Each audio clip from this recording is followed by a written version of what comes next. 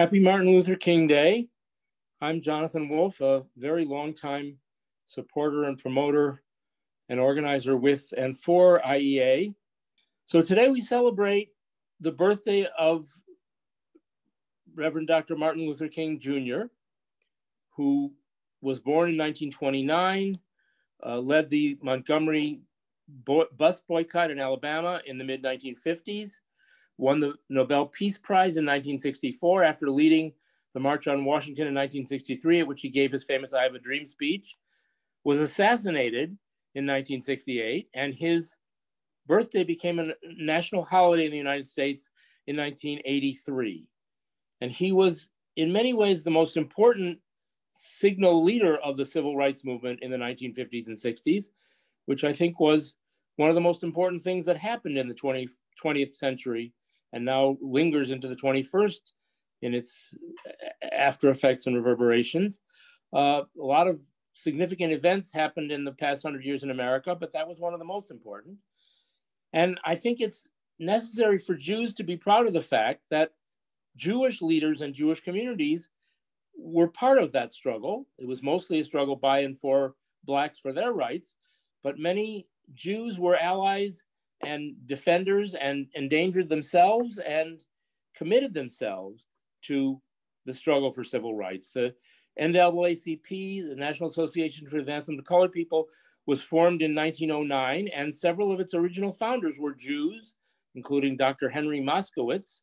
I don't know anything more about him, that he was on the original charter. And their biggest award every year for activism for civil rights, the Spingarn Medal, is named after another Jew who was very prominent over the years in the NAACP. A lot of rabbis were involved in the civil rights movement. Of course, most famously, Rabbi Abraham Joshua Heschel, who was a close friend of Dr. King's for many years. They met in the mid-60s at a conference on race and religion here in Chicago. And up until Dr. King's death, they were very, very close, had a very close working relationship and allegiance to each other as friends and as people with a common vision for society. Rabbi Heschel, of course, famously said that on the many famous marches where he stood alongside Dr. King, that he was praying with his feet. Rabbi Joachim Prinz was a Shoah refugee who came to the United States and became the head of the American Jewish Congress. He was the second to last speaker at the March on Washington in 1963, right before Dr. King, who would have been an impossible act to follow. And in that speech, Prince talked about what he saw happen in the early 30s in Germany, and fearing that America had some of the same tendencies, which we've seen in the recent days in the United States, and that it was important for all Americans of goodwill to oppose it. Rabbi Everett Gendler, an old friend of mine, a teacher and the Jewish chaplain of a high school for many years and an organic farmer. He was the one who brought Dr. King a few days before his death to speak to the Convention of Conservative Rabbis in Florida. And he asked him many questions on stage at that event. There's a series of books called His or Her Last Speech. And in that book, there are the last few appearances of Dr. King, and one of them was before the conservative rabbis. And they asked him tough questions about Black power and anti-Semitism among some Black activists and opposition to Israel. And he answered it very strongly and confidently. He said, in another context, anti-Zionism is anti-Semitism. And at the end of his talk, the conservative rabbis, hundreds of them, united to sing and serenade Dr. King with the anthem of the civil rights movement, "We Shall Overcome," in Hebrew. Dr. Heschel had translated it into Hebrew. My father was a civil rights activist. He won an award in the 1950s from the National Council of Christians and Jews, Council of Christians and Conference of Christians and Jews, for his civil rights activism. And he led delegations from his congregation to the March on Washington in 1963 and to Selma in 1965. An important teacher and mentor of Bob Carroll's and of mine, Rabbi Saul Berman, was instructed or encouraged by his rabbi, Rav Soloveitchik, to go to the March in Selma, the first one, not the one my father and thousands of others went to, but the first, much more dangerous one, at which John Lewis was beaten within an inch of his life on trying to cross the Edmund Pettus Bridge. And Rabbi Berman went to Selma to witness and to be part of that, and at great personal risk. And when they were put in jail, it ended up being Purim. So he chanted, he laned the Megillah to the Jews and to everybody who were there together in the jail on Purim. The March on Washington for Civil Rights, for Jobs and Freedom, it was called, in 1963, was the biggest mobilization of its kind in history. I believe the one in 1987 for Soviet Jews during the summit of Reagan and Gorbachev was larger. And one of the important speakers at the rally of that march was John Lewis, who was a lifelong friend of Jews and of Israel, and who was greatly helped and supported by many Jews who worked with him. I had a little role in some of this when my brother and I were not yet teenagers. We used to go with our father to picket at the offices of realtors to protest for open housing, that blacks and whites should be able to be renting and owning the same homes and be shown the same possibilities. In the 1970s, for several years, I was the Jewish religious community liaison to Cesar Chavez and the United Farm Workers, and I worked closely, especially with the co-founder of the Farm Workers Union, Dolores Huerta.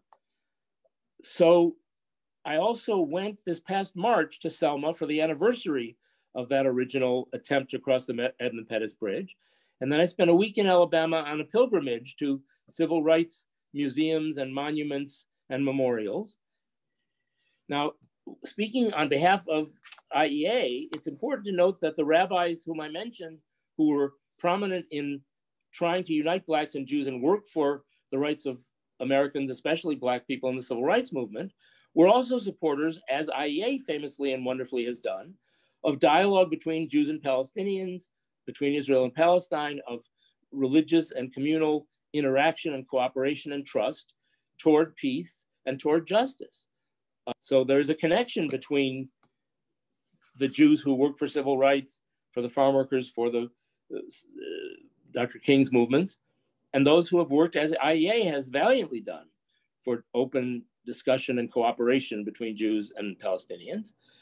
A moment of Torah. We're in now the beginning, the third parasha of the book of Shemot. And at the beginning of Shemot, we read the story of Shifra and Puah, the midwives, who refused the order of their tyrannical absolute ruler to kill the male Jewish babies when they were born. And there's a debate between the commentators on whether Shifra and Puah were Egyptians or Hebrews. It says they were miadot ha'ivriot. They were either the midwives to the Hebrews or the midwives of the Hebrews. Most of the commentators, Sforno, Rashbam, Rashi, say they were Jews, Hebrews, Israelites, and probably were actually other names for Miriam and Yocheved, or Elisheva and Yocheved. But there is a strain of tradition, including the Bravanel and the Imre Noam, who say they were Egyptians, because Pharaoh couldn't order Hebrew women to kill Hebrew babies and expect that they would do it and not tell people about it. And it says they were that they feared God. Hebrew women would want to save Hebrew babies out of national allegiance, out of halakha, out of morality. You wouldn't have to say they feared God, and the word for God there, the name for God there is Elohim, the universal, not Hashem, the particularist Jewish one. So I think there's a lot of logic behind believing that the midwives were Egyptian. So the question is, what is the implication of that story at the beginning of Shemot for us? That at the beginning of the history of the Jewish people, non-Jews, Egyptians, endangered their lives and defied their autocratic dictator to save Jewish lives. At Yad Vashem, we recognize so-called religious Gentiles who sacrificed and endangered themselves to save Jews. And because they did that, and we should do similar things. The Holocaust Museum in Washington has a program monitoring potential genocide and calling attention to it, because they believe that never again applies not only to Jews, but to everyone. So I think in the spirit of the midwives at the beginning of the book of Shemot, which we are now reading, unfortunately, mostly not in person, but in our homes, we should, as some Jews did during the civil rights movement, as the midwives did in biblical Egypt, and as some very admirable holy Gentiles did during the Shoah, we should be willing to endanger our safety and comfort and privilege to work for human rights, human dignity, the unity of all people, the elevation of all people. We should be Yirei Elokim. We should, as the IEA does every day, work for human understanding, cooperation, safety to prevent murder and destruction, because that's the essence of our tradition. Happy Dr. King Day. I hope you all are staying well. I hope to see you in person in Israel one of these days when it's possible to do so. Take care.